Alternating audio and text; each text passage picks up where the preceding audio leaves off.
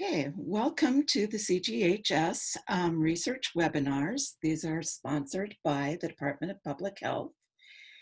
And today's presentation is going to be given by Daryl Traylor, a public health adjunct faculty member, and Dr. Eboni Anderson, who is faculty over at SOMA and one of our DHEd alumni.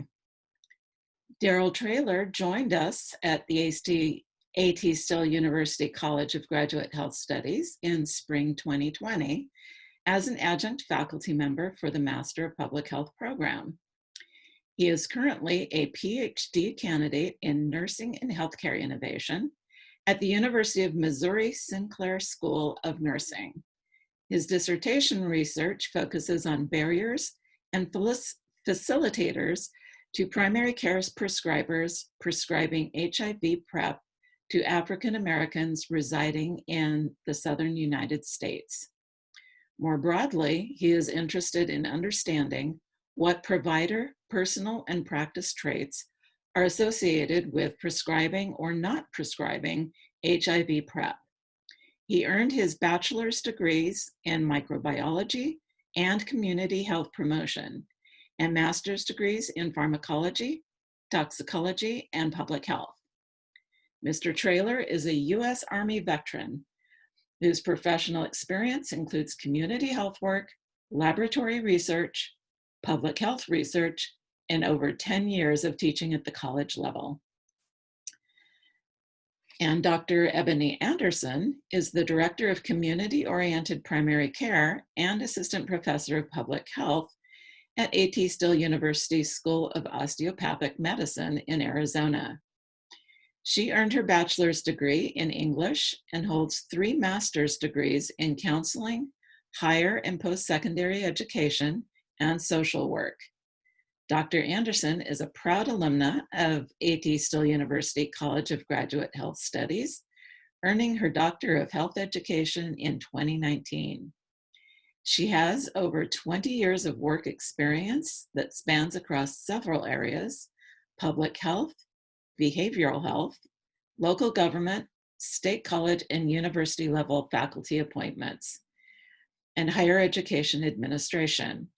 Her research interests include studying resilience in African American women living and aging with HIV, health disparities, and best practices in advising, recruitment, and retention of historically underrepresented groups in U.S. osteopathic and allopathic medical schools. So welcome, Daryl and Eboni, and go ahead and take over. Hey, thank you, Marcia. So I'm going to go ahead and share my screen now.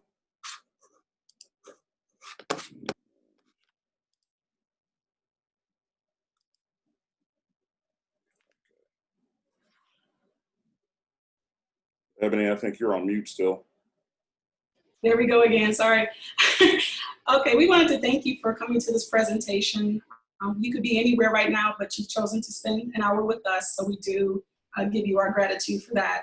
As you know, the topic of our research is tied to resilience in research, particularly as it relates to conducting research in the age of COVID-19 and gathering a group of academics, so to speak, as well as early researchers, so that we can attack the health disparities that are related to COVID-19. Next slide, please.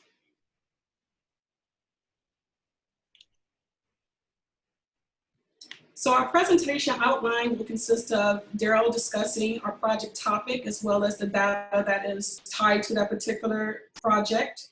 I will talk about the personal reflections of the team, speaking on behalf of our team and giving you some insight and resources as to how we were able to navigate this particular spring and summer of research in light of COVID-19. Daryl, go ahead and take it away. All right, so this actually is a multi-part project. This data that I'm going to be presenting to you is our preliminary data from the period of, I'd say, around March, April, up until probably June 11th or so. But our data collection is still ongoing. But for this particular segment, we were really interested in understanding stress and coping in women of color during this period of COVID-19. So up until 6/11 of 2020, we gathered 637 respondents to our surveys. After we cleaned the data, we ended up with 594 respondents, 60 men, 349 women, and then there were 185 respondents who didn't indicate what their gender was. So the data set that we used for this particular analysis, again, was the 349 women. So this was the racial breakdown: 76 white or Caucasian women, excuse me, 192 African-American women, 22 American Indian Alaska Natives, 22 Asians, 3 Pacific Islanders, 8 individuals who indicated other, 23 multiracial individuals, and then there were 3 women who didn't indicate a racial category. So we ultimately ended up using 262 women of color for this data set. So I won't belabor the demographic data, but I'll highlight some points that we thought were very interesting. You'll notice under education, there was a significant number of these women had graduate or professional degrees, 63.5% of our data set, and 21.2% had completed college.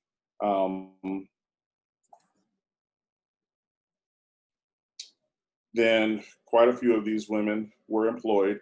And then there were quite a few women, who were pursuing full-time graduate or professional studies. So we thought that that was pretty interesting. And then under monthly income before COVID, 46.8% of our sample was earning more than $4,000 per month, or more than $4,000 per month before COVID. And then their current monthly income during COVID, roughly 41.5%, were still earning $4,000 per month or more.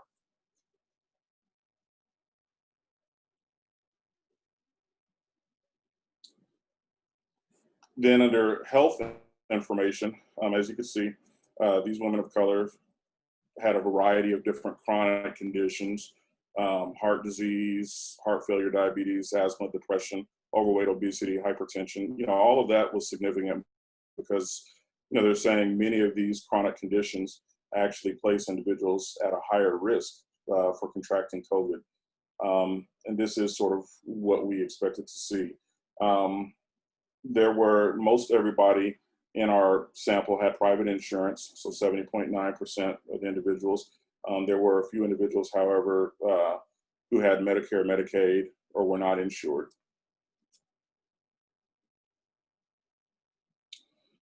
So the instruments that we use, so all of this is the transactional model of coping. This model was developed in, let me see, make sure of my notes here. This model was developed in 1988.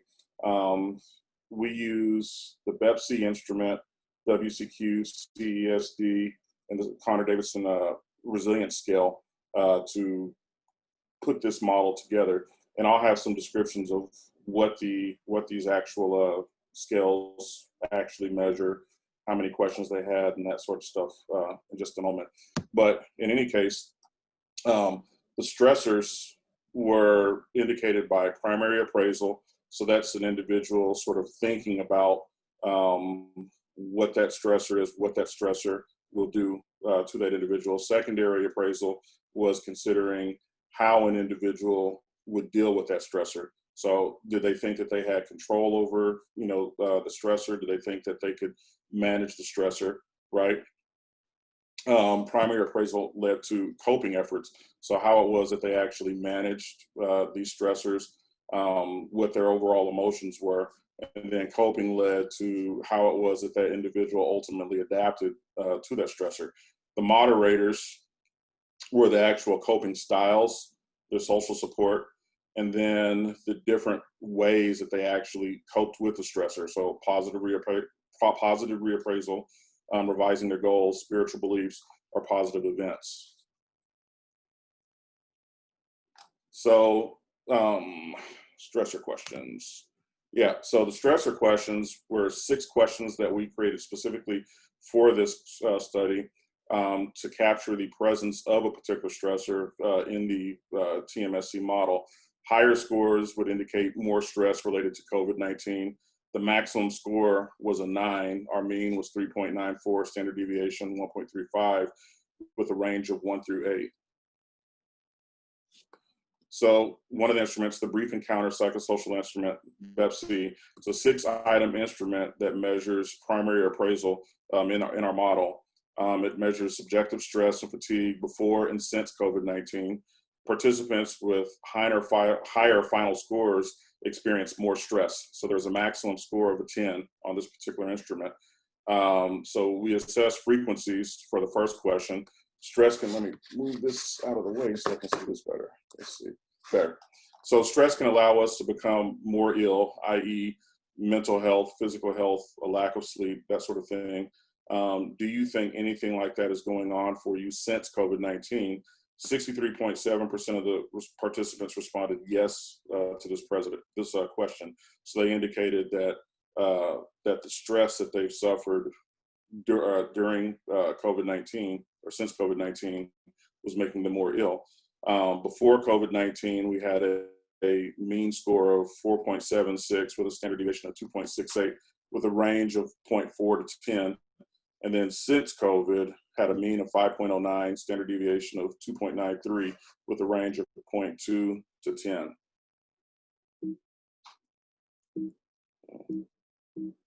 Okay, let's see. Eboni, okay, there we go. So then the Connor-Davidson scale, this is a 10-item instrument that measures resilience, i.e. secondary appraisal in our model. Basically, it's looking at someone's ability to basically face adversity and then bounce back from that stress before and since COVID-19. So higher scores would indicate high resilience. The maximum score on the Connor-Davidson scale was a 40. Before COVID, there was a mean of 29.08, standard deviation of 5.68 with a range of 13 to 40. And then since COVID-19, there was a mean of 27.59, standard deviation 7.47 with a range of 0 to 40. Then the ways of coping questionnaire, we used the shortened 24-item version, 24 items broken down into 8 subscales. This instrument measures coping in our model, assesses the thoughts and actions that individuals are going to use to cope with their daily stressful encounters. Not having enough money to pay bills, buy food, having to follow the stay-at-home orders, isolation, that sort of thing. The sum of the participants' responses to each item would provide a summary of the extent to which each item of coping was used in the stressful encounter. So the maximum score for this was a 9. And I have another slide that describes what each of these different coping types actually is about. But if you look at number 7, planful problem solving, this is the type of problem solving or the type of coping that the majority of women in our study used to cope. They had a mean of 4.63 with a standard deviation of 2.76.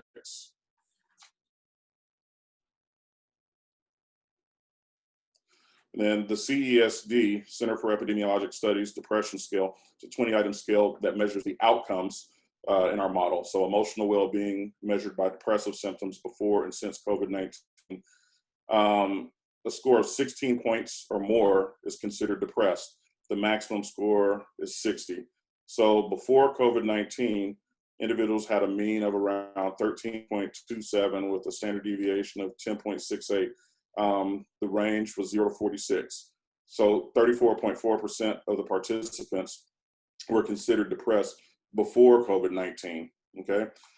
Excuse me. Since COVID-19, the mean was 17.88 with a standard deviation of 13.08, range of 0 to 50. 52.8% of the participants were considered depressed since COVID-19. So our research questions.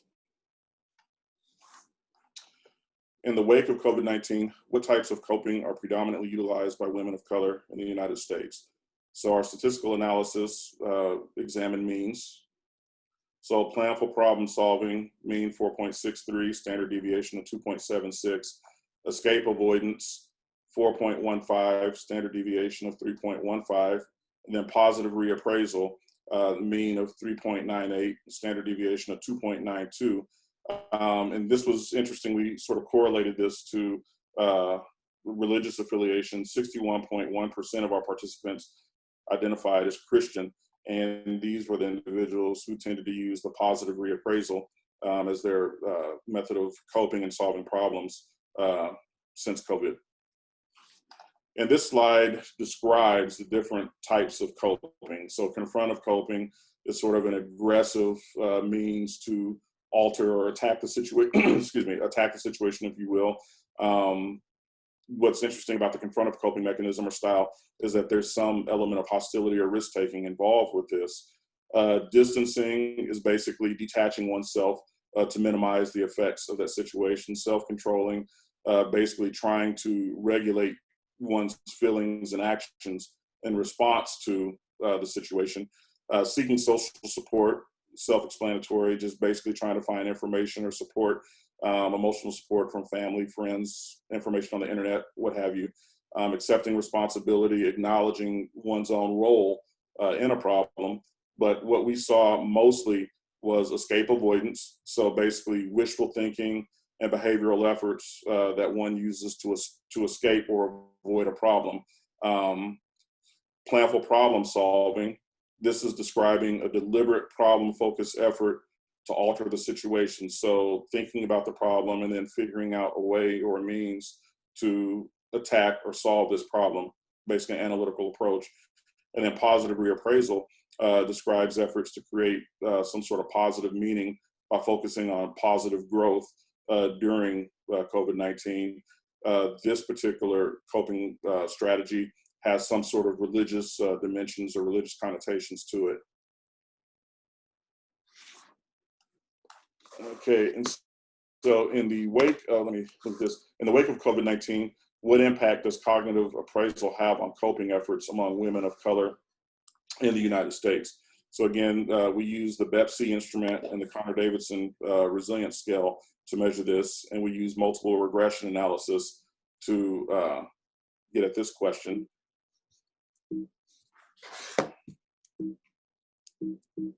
Okay, just bear with me. My computer seems to be frozen here. Okay, here we go. So the overall regression model was non-significant. However, if you look at the categories that are highlighted in red, as indicated by the p-values, those particular categories were significant. So with confrontive coping, stress and resilience were both significant.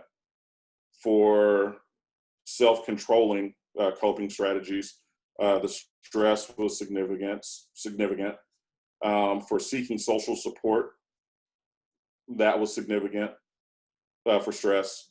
Accepting responsibility for stress was also significant. Escape avoidance for stress was significant. For planful problem solving, resilience was significant. And then for positive reappraisal, resilience was significant. But overall, the overall regression model was not significant. What is the relationship between stressors related to COVID-19 and depressive symptoms? We use Pearson correlation to analyze.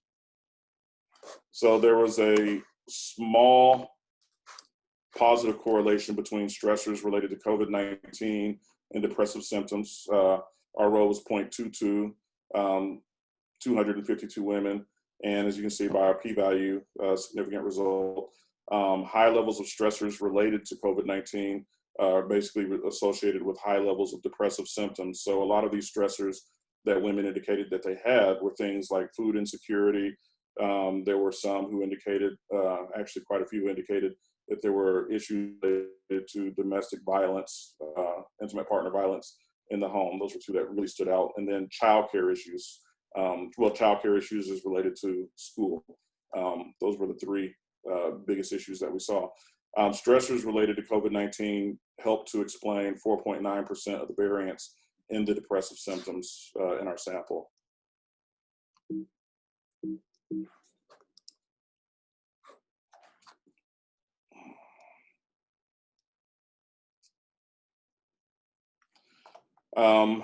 Let's see, so in the wake of COVID-19, what is the relationship between stress and depressive symptoms? Again, Pearson correlation. So there was a strong positive correlation between stress and depressive symptoms, R 0.68. The sample was 219 women. You can see our p-value. High levels of stress is associated with high levels of depressive symptoms. Stress helped to explain 45.83% of the variance in the depressive symptoms in our sample. Does COVID-19 have an impact on stress, resilience, and depressive symptoms for women of color in the US? We use paired samples t-tests to answer this question. So with the BEP-C, there was a statistically significant increase in BEP-C scores from the time 1, so that was before COVID, the mean of 4.91, standard deviation of 2.61, to time 2, a mean of 5.13, and a standard deviation of 2.9. Excuse me, with 224 women. This meant an increase in BEP-C score was 0.22 with a 95% confidence interval ranging from negative 0.42 to 0.03. On the Connor-Davidson, there was a statistically significant decrease in the Connor-Davidson scores from time 1 to time 2. The mean was 29.12 at time 1, standard deviation of 5.64. And at time 2, the mean was 27.59, standard deviation was 7.47, 259 women. Excuse me. The mean decrease in the Connor-Davidson score was 1.53 with a 95% confidence interval ranging from 0.91 to 2.15. And then for the CESD, there was a statistically significant increase in the scores from time 1 to time 2. 12.94 was the mean at time 1. At time 2, 17.88. Mean increase in the CESD scores was 4.94 with a 95% confidence interval of 6.23 to 3.66, negative 6.23 to 3.66. So as with any study, there's limitations. So this study was cross-sectional in nature. It was good for us because it was something quick that we could put together. However, as you know, with cross-sectional studies, you can't imply any sort of causation. It's just a snapshot of what's going on with individuals at that moment in time. We relied on convenient sampling. So our surveys really heavily relied on social media. So Facebook, Twitter, Instagram, LinkedIn. We use a QR code.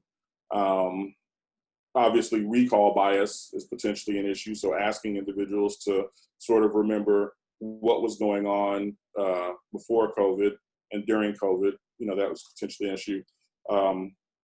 Sample size is an issue. We've actually left the survey open. Actually, we closed it about a week ago, so we'll need to go back and look at our sample size to see what we're looking like now, particularly as it pertains to men. We definitely need more male participants in this. And so now I will turn this over to Eboni. Thank you, Daryl. Yep. I share your screen, I'll share mine. Okay.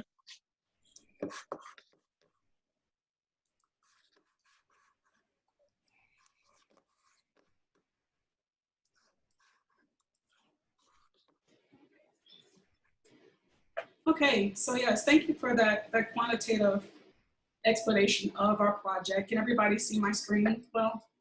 I don't see any thumbs up, but I hope so. All right, well, I'm going to go ahead and talk about the quality of building a team, particularly one in such a short notice. So back in April, Daryl had a conversation with his dissertation committee member. And she actually happens to be one of our mentors. We've known her since, I guess, 2014, about 6 years. And we used to work together, or serve together through the Regional Health Equity Council. And I don't know if any of you have heard of that, but basically that was a nonprofit, if you will. It was tied to the U.S. Department of Health and Human Services, but basically what we did was assess the health disparities in our particular region. So we had this relationship with this particular lady, Dr. Melba Thompson Robinson. However, Daryl was working closely with her as he completes his dissertation. So basically, Daryl just started talking about whether or not people are assessing what is happening with people of color, particularly women of color, essential workers. You know, we wanted to dig deeper into the resilience piece. And for some of you, you know that resilience studies, you know, that's kind of my foundation as an early researcher. But the question just kind of carried on into itself, if you will. And so that's how we were able to create a team and eventually start working on various projects as it was related to COVID-19, resilience, and depression. So the team eventually grew to include 2 full professors, 1 assistant professor, 2 postdocs, 2 PhD candidates, 1 medical student, and 1 executive director of a nonprofit organization. And the beauty of this team is the fact that it is diverse. It is female-led. So basically, Daryl's the only one on the team who's a man. It's also racial and ethnically diverse. We have a range of skill sets, if it makes sense, as far as research. We have a range of experience. So we have, you know, the full professors who have been, you know, teaching for years, have made tenure, whatnot. Myself, you know, tenure eligible, you know, hoping to make tenure one day. And then we also have these other early researchers who are hoping to become health professionals in their own right. So just introducing you to the team, I wanted to introduce you to Dr. Melba Thompson Robinson. Again, she is our longtime mentor and kind of the lead, if you will. That's why I kind of put on the left. She's kind of the head of the train because she's affiliated with just about everybody who is on our research team. But a backstory about her: she is a full professor, executive director of Center for Health Disparities Research at the School of Public Health at UNLV. We also have Dr. Carol Lee Dodge Francis, who used to work at UNLV, but she accepted a professor position at the University of Wisconsin-Madison. She is an endowed ecology of human well-being professor. She's also an undergraduate program chair, and as you can see here, you know, she is Native American. Then you have myself. I don't need to introduce myself, y'all know who I am. Then you have Dr. Joanna Andrews, who just recently received her PhD from UNLV, and now she's doing her postdoctoral research. She's actually considered a postdoc scholar through UNLV, and she was also a student of Dr. Thompson Robinson's. Next, we have Dr. Tristesse Burton, who just got a T32 Precision Lifestyle Medicine and Translation Research Fellowship through the University of Illinois, Chicago. She too was, or prior to this, she was also a postdoc through UNLV, and she's just recently made some transitions in her life too. Next, we have Miss Christina Ricker, who is expected to defend her PhD dissertation tomorrow. We're cheering her on, we're rooting for her. Has a background in social work like myself, definitely dedicated to the cause. And then we have Daryl, who you all know who he is too, based off our introduction. Then we have Sutton King, who is a powerhouse. She's an executive director of a nonprofit agency in New York City.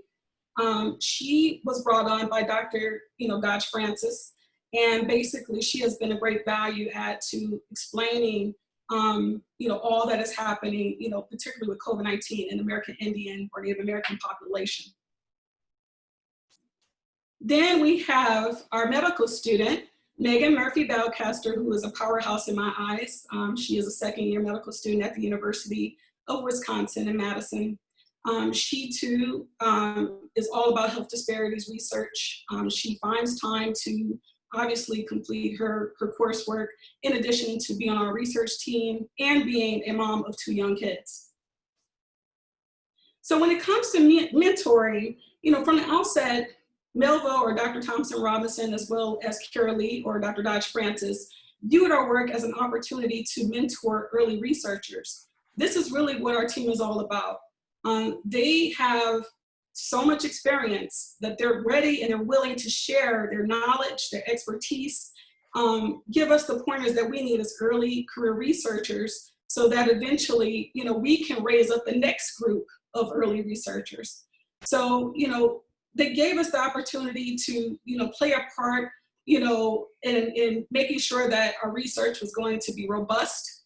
Again, it's such a short notice. Like I said, we've been working on our research since April. So, like I say, we've gotten a lot accomplished this summer, but, they've allowed us to have the confidence and they've allowed us to grow intellectually and personally. And as you see here, this model is all about that.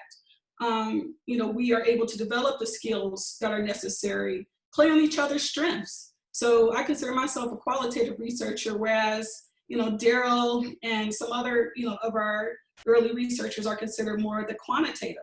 Even Dr. Dodge Francis has admitted herself, she is not a quantitative data researcher. That's just not her specialty. So we're able to, tap into each other's interests, but the whole purpose of this, this model, is to theoretically explain the importance of bringing up particularly early researchers of color and to give them the skill sets, that they need in order to grow. So, just a little bit of a backstory about, why this is important. The 2015 National Science Foundation observed lower rates of academic appointments for African Americans, Native Americans, Hispanics, and women. And, the reason why this is the case, we're still trying to figure it out. But if you have at least one mentor who is willing to give that opportunity or that chance to someone who, has not quite found that gateway or that avenue to get the experience they need in order to, again, get the promotions and get the, the jobs in academia, then that's a good start. So, we can't stress enough the importance of, making sure that the Latinx community, African American community, Native American communities who are, academics or early academics get this type of mentoring, and it be structured in this particular way. So the expectations of Melva and Kara Lee and what they still expect from us, is to be consistent with our meetings, to meet with them individually as well as a group. We do meet once a week, and when we do meet, we go over some of our accomplishments that we've, obtained since our last meeting. We talk about, bigger picture ideas, so to speak. We focus on some of, the latest manuscript, requests, so to speak. For me personally, I always go to the spirit of 1848 because they're always posting opportunities to submit manuscripts. So, each of us, all 9 of us, when we meet, we are coming together to brainstorm these ideas, to see what we can truly and realistically accomplish given all of our other obligations. I'm a full-time faculty member, also a director. Daryl's a full-time PhD student, who's also working as adjunct faculty. So we just all have to make sure that we are, crafting out that time to really dedicate towards research in addition to doing our regular work and responsibilities. Other things that they do is provide constructive feedback, and it's well received.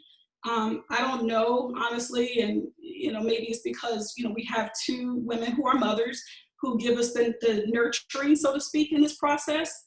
But at the same time, it's tempered with them being firm on what it is that they expect of us. So, for example, we had one of our early researchers who took the lead on one of our articles, and it was a pressing deadline, and she was in the process of moving. So we were trying to be compassionate and understanding of these things, but at the same time, we had to turn our manuscript on time. Otherwise, we would have missed out on the opportunity. So I just remember, both Melva and Kara Lee through email communication, through our meetings, basically explaining to this particular early researcher the importance of getting this in on time, and you're not doing it alone. So if you're struggling, by all means, reach out to the rest of the team so that we can contribute.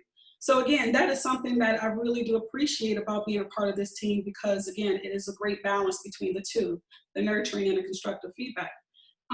Also, they assess our strengths, and they also, tell us what needs to be improved. For instance, like I say, with myself, I definitely want to tap more into, quantitative studies, but I know that's not a strength of mine, you know what I mean? So I purchased books. Daryl, I actually just purchased a book over the weekend that was recommended by our colleague, and we are going to just read up about that so that we can become a little more versed in that particular area. In addition to that, though, they just generally help us with the short-term to long-term goals, and I think again that explains the expectations that they have of us. So again, just painting a picture of where we're located geographically speaking, we have folks who are in Nevada. That is actually where Dr. Thompson Robinson is located, as well as Christina. And then Daryl and I are currently in Austin, even though we're transplants, we really belong in Arizona. Daryl's idea, but we're hoping to return to Arizona soon. And then in Madison, Wisconsin, of course, we have our medical student, as well as Dr. Kara Lee Dodge Francis, and Dr. Burton Orchis just moved to Indianapolis, and Dr. Joanna Andrews just moved to New York, and of course we also have Sutton, who's located in New York. But I say all this to say, and this is not at all different from what we experience here at AT Still University, is we have to keep in mind the time zones. We also have to keep in mind again our other obligations and responsibilities, but some kind of way we make it work. So as far as developing a work plan, it's really no different than any other way we would communicate outside of being able to see each other face to face. We've been able to stay in touch with each other through our email communications primarily, in addition to text messaging. So if we are in a crunch and we need something right away, we'll certainly make a call or text each other. The Cisco WebEx is what we primarily use to meet once a week. We've tried Zoom. For whatever reason, it just didn't work out, I guess because maybe everybody doesn't have the access. So Cisco seems to work for us, and that's rather consistent. And then we used Google Drive to turn in our work, or just keep records of our information that we're collecting, whether it be about ourselves. For instance, we just recently put our bios together so that we can conduct a webinar soon. And we also keep a repository of information tied to our data. And at the heart of it is just about having that commitment to put in that work, to stay on top of these things, to manage your time effectively and efficiently. And some kind of way we're able to pull this off. It's not always pretty, but we're able to get it, some of this accomplished. And again, we assess our strengths and our goals. We're really careful with, assigning tasks based on those efforts. So again, Daryl and I were able to take the lead on, a chapter of a textbook that talked about the resilience in COVID-19 research. Whereas, again, we have our numbers folks or the quantitative folks who are able to tackle, the first part of what Daryl presented, which was tied to, our resilience and depression study. Just like with any research team, you experience challenges. The first and foremost, one of the biggest blows that we experienced was tied to funding. So we were ambitious. We applied for 2 grants this summer. The first one was the PCORI grant. It was over $1 million, and unfortunately, we did not get that. We even applied for a smaller grant, and I'll talk about that a little bit more later, but that too was not funded. We appreciate the experience, of course. We go through the motions of it, and again, with having Melva and Kara Lee as our guides, they're able to review and make those final submissions on our behalf, but it's all about the experience. The other issues obviously are tied to gathering multiple IRB approvals. I consulted with my supervisor right away once I realized I was going to be a part of this team.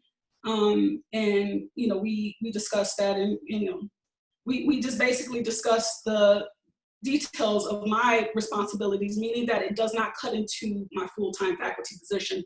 But, there were issues between the University of Wisconsin-Madison as well as UNLV that really did slow the process down to get our research done. And that's probably because, well, actually it's factual that the UNLV RB team was working from home. So as we've experienced, ourselves, we work remotely, and again, everybody's trying to adjust to, and I don't want to say that new normal, but adjust to life during COVID. And so that was the reason why we had the slowdown of the IRB approvals. And of course, there's always issues with technology. It's not a perfect system, but it is a convenient system. With Daryl and I both being in the same home together, we sometimes experience that slow Wi-Fi or slow bandwidth. Sometimes with the technology, you're not able to link up or get on the call because for whatever reason, we don't know. We're not tech people, but we do know that, it's so important to ensure that, the technology works well, but it's not always perfect. In addition to that, and I've already kind of talked about this, but the other challenges we experienced, again, are just balancing our work and our lives and being researchers. As I mentioned before, Daryl and Christina have been working on their dissertations throughout this entire process. Dr. Tristesse Burden moved across the country. She left Nevada, moved to Indiana. And then Dr. Joanna Andrews did the same thing. She left Las Vegas after she got her PhD, moved to New York. And unfortunately, because, of funding, just like with a lot of institutions, Dr. Andrews' postdoc will be ending soon because UNLV had a budget shortfall of $52 million. So there will not be any additional financial support for her. So she's looking for faculty positions now, looking for research opportunities outside of UNLV. So in a nutshell, we accomplished our work, obviously using electronic platforms. There are a few direct quotes I want to share, but basically social media can improve or enhance internal and external professional networking and education, organizational promotion, patient care, patient education, and public health programs. So, basically using these platforms that you see here listed, LinkedIn, Twitter, Facebook, Instagram, a QR code, as well as email communication, allowed us to disseminate our survey far and wide. For example, I'm on Facebook, and I was able to disseminate this to a few Facebook groups, one of them being one for public health and the other one being for social work. And I was able to, get respondents based on that. Basically some of these people would let me know that they were going to either complete it themselves or share it within their agency or with their family members. And so that's how we did it. It was kind of like that snowball effect of, disseminating our surveys. So I kind of sort of talked about our team accomplishments, but just so you can actually see visually what we accomplished basically over the summer, because the first couple of months of forming our team were about planning and coming up with ideas. But we did submit for the 2 grants that weren't funded, unfortunately. We do have an upcoming webinar on November 23rd, and that will be through UNLV School of Public Health. They basically hold monthly webinars that are tied to, obviously, public health. Then we were ambitious. We tried to submit to the American Public Health Association, the 2020 conference. Actually, Christina took lead on that, and unfortunately, we were not accepted. Our abstract was not accepted for that. As far as publications, we did submit a manuscript to the Healthcare for Women International, and that one was particularly tied to the understanding the impact of stress of mental health for women in the United States during COVID-19. Unfortunately, that one, we just got word, I think it was about a week ago, that they decided not to move forward with our manuscript, but it's okay. Again, we are here for the experience, and we're hoping to be able to shop, all of that hard work with another manuscript in the future. The one that we're currently working on right now is American Indian culture research journal. Basically, we have had a few revisions that we've had to work on, but we're hoping that they will eventually accept and publish us. We're just still in a holding pattern for that one. Our baby, which I'm so proud of because again, Daryl and I took the lead on this, is the Policy Press chapter that we basically wrote in, I'd say probably in a matter of about 3 weeks. It had a few small revisions. The chapter's title is called Transforming Culturally Relevant Research Amid a COVID-19 Pandemic. You know, that was a proud moment for Daryl, myself, and the rest of the team. We're currently working on, was a white paper now, but it is through the Nevada Journal of Public Health. So Nevada basically has declared the state as there are health disparities obviously, but they are tackling racism as one of those particular health disparities. So our mentor, Dr. Thompson Robinson, presented this idea to us to speak to structural and institutional racism as it relates to COVID-19, along with social injustices that we've seen this year. And we are hoping that this particular manuscript or paper will, you know, again, be spread across far and wide, because the information that we provide will apply to any major city, rural area, what have you. So that's a project that we are currently working on now. And then during our survey dissemination, I was contacted by an individual who works for the CDC who wants, you know, to collaborate down the road as we are still collecting our data. You know, once we compile all of the data that we have, you know, she wants to be able to present this information, you know, to her department and talk about the importance of, again, health disparities in COVID-19. So that just gives you a rundown of what we've been doing.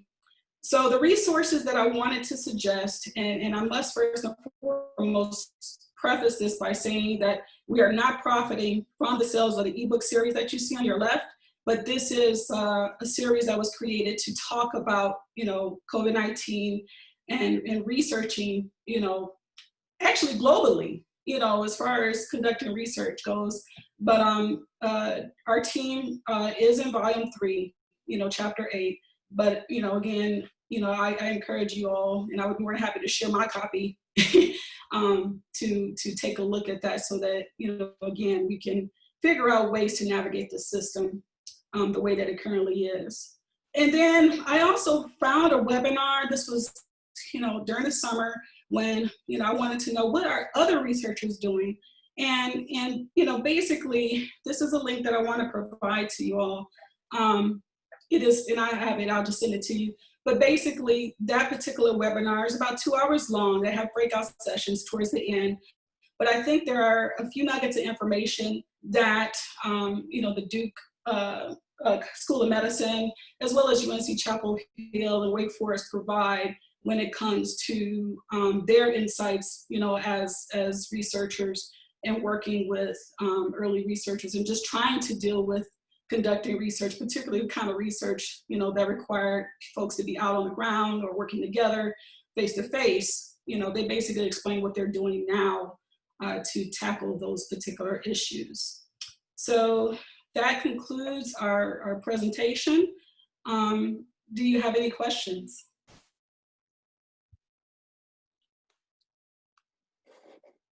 If anybody has any questions, please feel free to unmute yourself.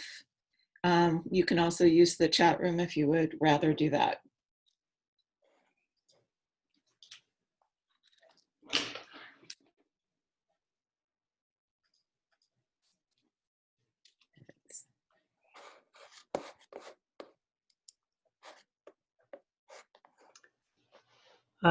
Dr. Anderson and Daryl Traylor. There's some, I'm Milton Pong, I'm one of the SOMA faculty members. This is really interesting work. It's also very challenging work because of the number of confounds, I think, that can crop up. So for example, where were they in the country? You know, were the COVID rates high or low? Were they essential workers? Were they education people? You know, I think all of us kind of experienced that moving our curriculum online. How do you deal with all that? I mean, it's just so many different ways to cut it. Well, one of the things, Dr. Pong, that we didn't initially consider when this project started was you've got COVID-19, but then now all of a sudden you have things like all of the riots and racial strife we have in the country. We've got the election and all of that stuff that's going on now. So how does all of that impact these individuals as well? You know, here in Texas, we're seeing a lot of, how would I say, mixed messages, you know, from the state government regarding how we should all be behaving, you know, during this time of COVID. And just anecdotally, just talking to family and friends and different people I know in our community, you know, there's a lot of stress pertaining to that. So all of this stuff just sort of, as you said, sort of confounds what we're trying to do. But interesting work nonetheless. I don't know, I can't remember Daryl mentioned this, but during our survey dissemination, we collected zip codes, and you know, we did have people all across the nation respond to the survey. And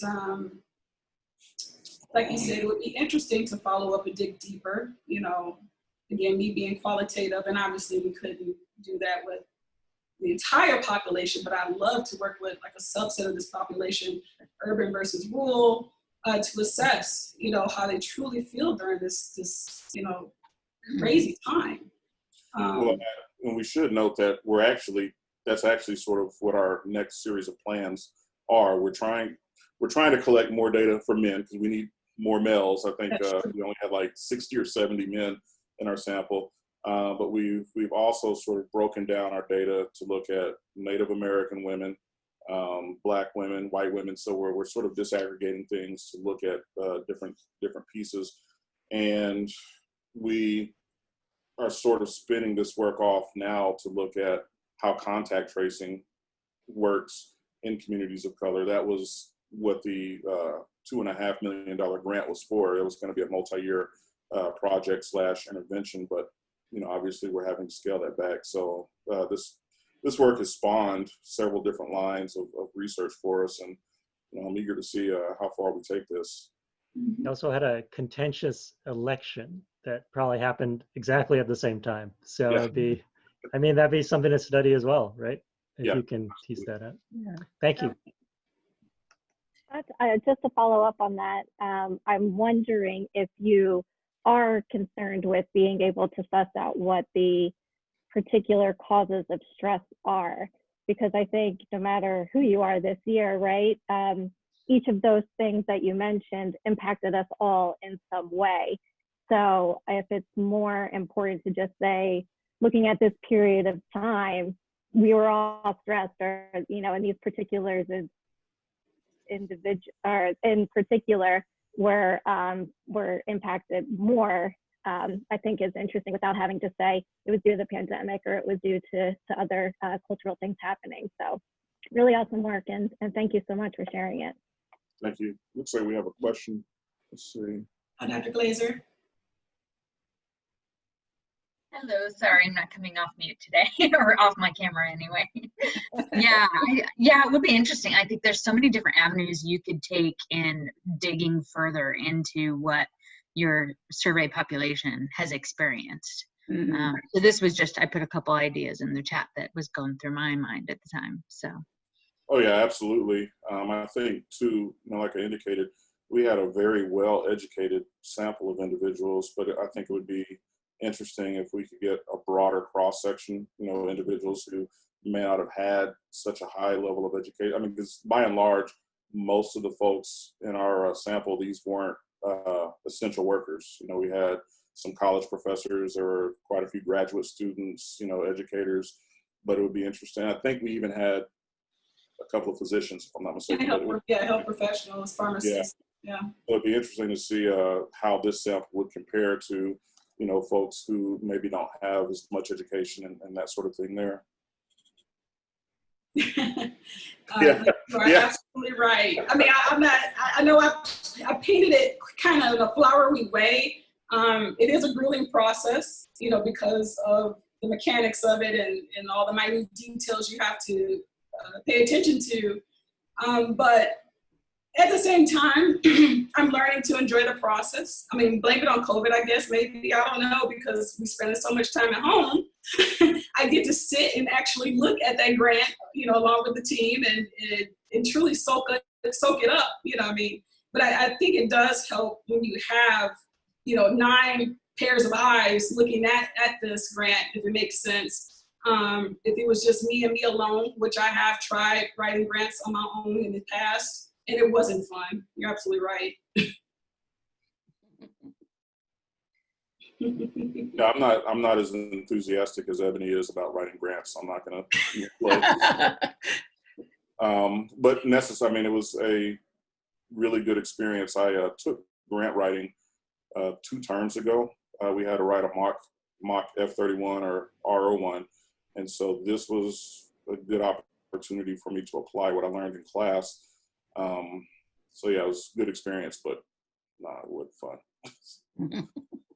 But, again, we look at the bigger picture of it and we realize that if we do have these grant dollars, the more we can, do or take this research. I mean, we've done pretty good despite the circumstances of not having any grant funding to carry us through. But just think of how much more we could do if we had that support. Right. So that's really what keeps me enthusiastic about it, is just trying to look at the positive outlook of what it would be like to have the additional funds to support us and maybe recruit, again, more early researchers to help us out in this vein. And I want to piggyback off of that point on how important this mentoring piece is. Personally speaking, even in my own doctoral program, there's not a lot of support for the kind of research that we were doing. I can remember the original dissertation topic that I wanted to do. One of my professors asked me in open forum, she said, why was I so obsessed with HIV in Black women? And so having people like Melba Thompson Robinson and Carolee Dodge Francis to mentor us and to support us really, really is important in helping to advance early career faculty, postdocs, graduate students. So, all of you guys who are in a position to potentially mentor, take that opportunity. I mean, it means so much. I've got 2 students in my class now that I'm teaching who want to get involved with research. So I've been sort of mentoring them, and I'm seeing now, again, how important that is and how motivating that is to the student to help push them forward with their goals. So this summer was absolutely tremendous for me in helping to advance my goals and so forth. Yeah, and I have to also give credit where credit is due. Dr. Joy Lewis, who's my supervisor, has also been someone who I admire and look up to because she's given me opportunities within the institution to conduct research. Same goes for Kate Willihan. I do appreciate the team that I work with. And then also the fellowship team, which is Dr. Kelly Glazer and Dr. Eboni Wisnot. There are opportunities galore within, but I'll tell you, prior to accepting this position last year, I had to fend for myself, to find these type of opportunities. Albeit I was clinical faculty at the time, so a lot of weight was not placed on scholarship. But even still, I knew eventually I would like to make tenure, and I would certainly want to add publications and more presentations, to my CV, because again, that's what I want to do. But those opportunities weren't there, either because again, our research topics just weren't sexy enough. Obviously they're not necessarily clinical based. We are looking at health disparities research, which in some cases the big dollars don't go to that. But as far as, being a female of color, who is again in her early research career, this really means so much to me to be able to have people like Dr. Lewis and Dr. Thompson Robinson and Dr. Dodge Francis be my mentors.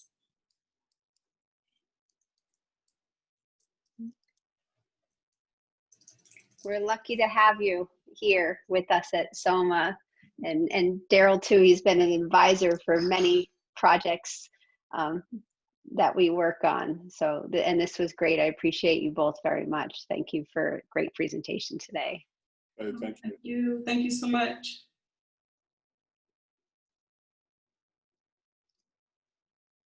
Thank you for having us, everybody. We again appreciate your time. Yeah, thank you very much for presenting. It was awesome. Thank you.